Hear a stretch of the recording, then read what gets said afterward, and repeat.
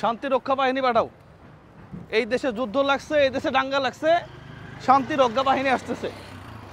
বাংলাদেশে শান্তি রক্ষা বাহিনী আসবে, আসার পরে এই শান্তি রক্ষা বাহিনী এই দেশকে রক্ষা করবে। দাঙ্গা লাগছে, মমতা ব্যানার্জি বলছে শান্তি রক্ষা বাহিনী আসবে। এই দেশের সমস্যা কোথায় আসলে? আমি যার সাথে ঘুরতে আসছি, দাঁড়ান এদিকে আসেন। এই যে আমি যার সাথে আসছি সে হিন্দু মানুষ, সে ক্যামেরায় আসতে চায় না। হ্যাঁ, আমরা এই পাশে একটু দাঁড়াই, গাড়ি টাড়ি আসবে। সে ক্যামেরায় আসতে চায় না, সে আমার কলিগ, সে হিন্দু মানুষ। আপনার সাথে আমার কোনো ঝামেলা আছে? না, কেন ঝামেলা থাকবে? হ্যাঁ, এই দেশ কার? আমার, আপনার, বাঙালির।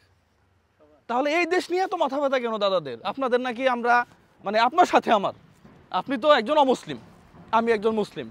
আপনি চাকরি করতেছেন এই মুসলিম ফ্যামিলি বলা চলে। এখানে কত বছর? মুসলিম অফিসেই কত বছর? 12 বছর। কোনো সমস্যা হয়েছে আপনার? না। এখন কোনো সমস্যা হচ্ছে না, কোনো সমস্যা নাই। তাহলে এগুলা সমস্যা হচ্ছে কিছু লোক সুযোগ সন্ধানের কারণে হচ্ছে। আগে দেশপ্রেম ধারণ করতে হবে নিজের মধ্যে। একদম একদম। এখন যাদের মধ্যে দেশপ্রেম নাই তাদের হচ্ছে বড় সমস্যা। আপনার একটা শ্রেণী আগে আপনারা নিজেরা এখন আপনারা যদি দেশপ্রেমের মধ্যে যারা সর্বশ্রেণী সর্বদল এখন এক হইলে দেখবেন দেশপ্রেম বের হয়ে যাবে। কেউ সুযোগ নিচ্ছে, কেউ ওই করতেছে, এই কারণে আপনাদের দেশপ্রেম প্রকাশ হচ্ছে না। আগে আমরা যদি নিজেরা না ঠিক হই তাহলে তো ভিন্ন। ঠিক আছে, এখানে হিন্দু মুসলিম কোনো বিষয় না।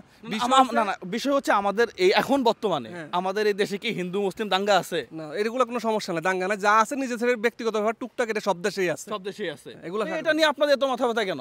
শান্তি বাহিনী কেন পাঠাইতে হবে রে? তোর শান্তি বাহিনী কেন পাঠাইতে হবে? হ্যাঁ, কিসের জন্য? এই যে কিছু মলম বিক্রেতা, সাংবাদিক, ইন্ডিয়ান যে মানুষগুলো আছে এদেরকে উস্কায়া দিছে। উস্কায়া দেওয়ার পরে আজকে দূতাবাসে হামলা। কতটুকু লজ্জাজনক, কতটুকু ধিক্কারজনক একটা কাজ করছে, সত্যি অবাক লাগে। কেন আমরা আসি না এখানে? আমরা একটা অফিসের কাজে আসছি, আমরা সারাদিন একসাথে থাকি। আমি দাদার বাসায় যাই, দাদা আমার বাসায় আসে। এরকম হিন্দু বহুত বন্ধু আছে।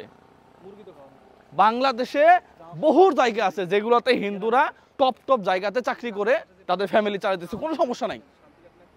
কোথায় আপনি দাঙ্গা পাইতেছেন? কোথায় কোথায় আপনি দাঙ্গা বান্ধব? দেখেন তো, এই যে মুসলিম আর একজন হিন্দু বসে আছে, আপনার দাঙ্গা কোথায়? দাঙ্গা কোথায়? তোমার এই শান্তি বাহিনী তোমার ভিতরে ঢুকাই দেব, শান্তি বাহিনী তোমার ভিতরে ঢুকাই দেব। সত্য কথা, ব্রাহ্মণবাড়িয়া কিন্তু রেডি আছে, একদম কথা কম।